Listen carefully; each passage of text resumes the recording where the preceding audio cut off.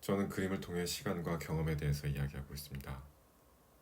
그 중에서 우리가 끊임없이 맺게 되는 관계, 즉 주체와 타자가 유기적으로 변하는 과정에 대해서 아주 관심이 많은데요.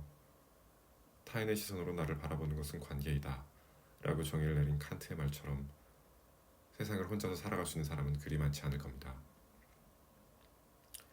지금 이 순간에도 계속해서 맺고 끊어지는 관계 속에서 파생되는 사건과 결과물들, 이것은 교훈이 될 수도 있고 경험이 될 수도 있겠죠.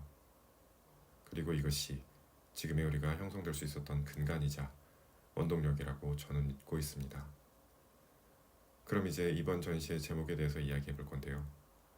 제가 생각하는 좋은 그림의 중요한 조건은 그림을 보여주는 사람도 그림을 봐주는 사람도 서로 주고받을 이야기거리가 많아야 한다는 것입니다.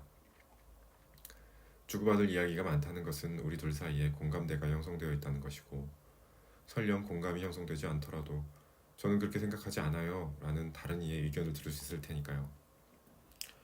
전 눈으로 보고 느끼는 작업을 하고 있지만 결국 우리는 대화를 위해 이 자리에 서 있는 것이 아닐까 합니다. 그래서 제가 선택한 수단은 혼란스러운 시대를 살고 있는 우리 젊은이들이라면 누구나 가지고 있는 막연함과 그리고 어른들에게 귀에 못이 박히게 들어야 했던 뻔한 잔소리들입니다. 와르 클리셰, 우리말로 직역해보면 정말 진부하다는 뜻이죠. 세상이 빠르게 변하고 있다고 합니다. 우리 마음에 들지는 않아도 세상에는 흐름이라는 게 있잖아요. 거기에 대항할 수 있는 사람은 많지 않을 겁니다. 그 흐름은 홍수처럼 거대하지만 다행히도 물이 데워지듯 천천히 찾아오는 것 같습니다. 그리고 세상엔 시간이 아무리 흐른다 하더라도 변하지 않는 것들이 있죠. 뭐 어려운 것들을 말하는 게 아닙니다. 겸손해라, 인내해라, 남의 것을 탐내지 말라, 열심히 살아라, 진심을 다해 사랑하라.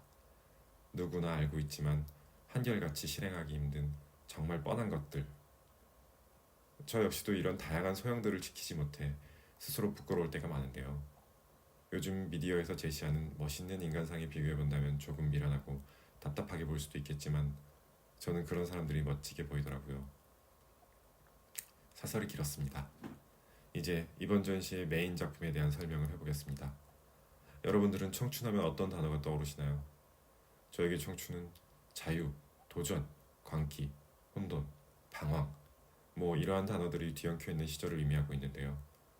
하지만 아쉽게도 이 나라를 살고 있는 이 시대의 많은 청춘들은 활짝 펴보기도 전에 이에 반대되는 입장에 서게 되는 경우가 많은 것 같습니다.